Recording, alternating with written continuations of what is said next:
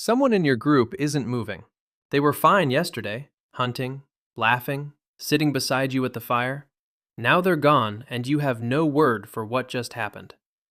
No funeral home, no coffin, no priest, just 30 people standing in silence around a body in a world that has never once explained what death means.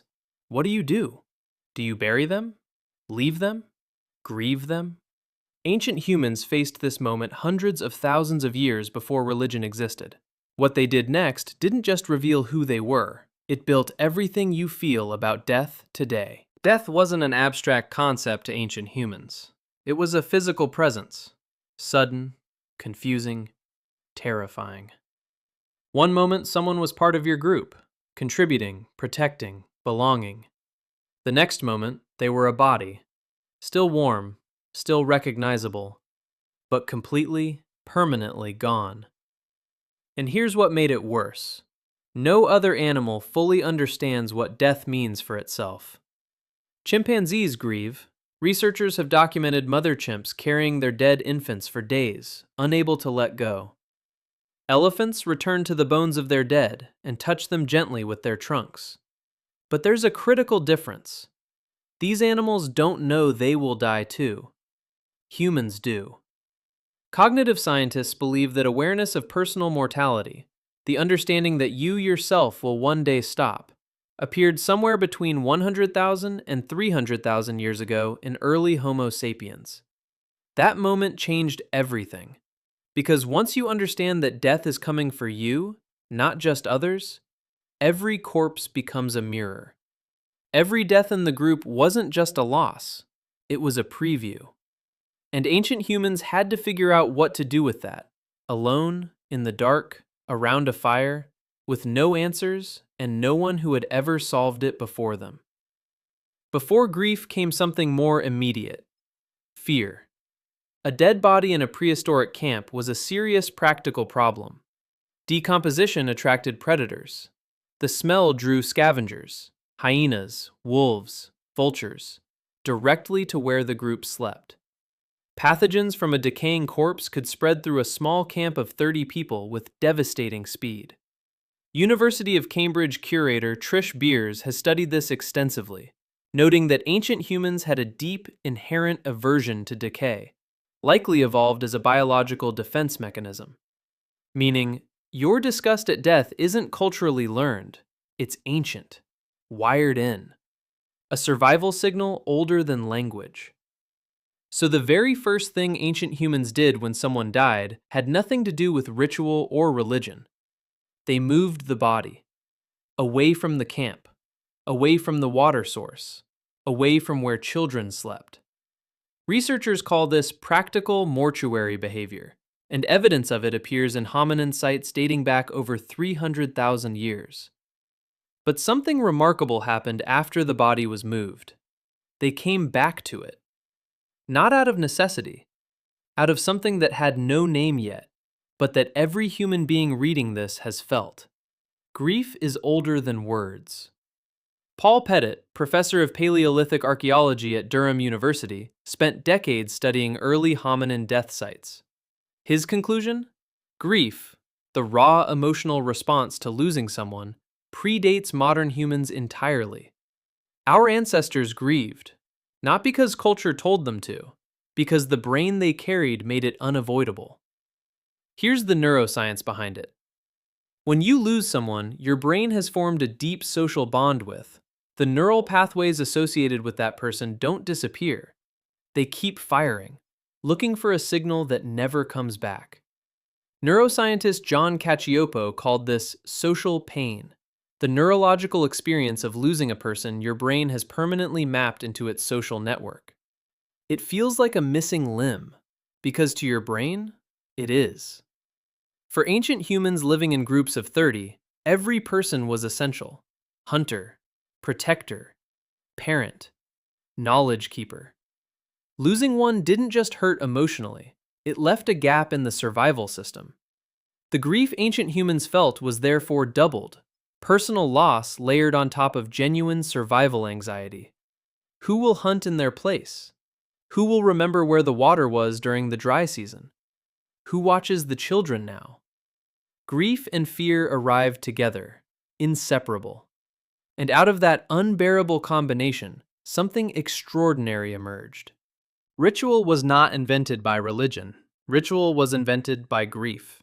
The oldest confirmed burial sites date to around 120,000 years ago, Qafzeh Cave in present-day Israel, where researchers found the deliberate burial of a mother and child, positioned carefully, with grave goods placed beside them. Deliberately, intentionally, with meaning. But evidence of ritualized behavior around death goes even deeper. At Shanidar Cave in Iraq, Neanderthal burials dating to 60,000 years ago showed bodies arranged in specific positions, knees drawn up, bodies oriented toward the rising sun.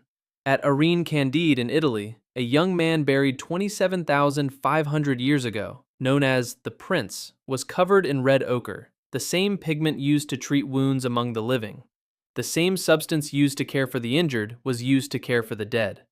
Researcher Leila Teseo of the Université de Montréal describes this as profound, the living using their tools of care on someone beyond caring.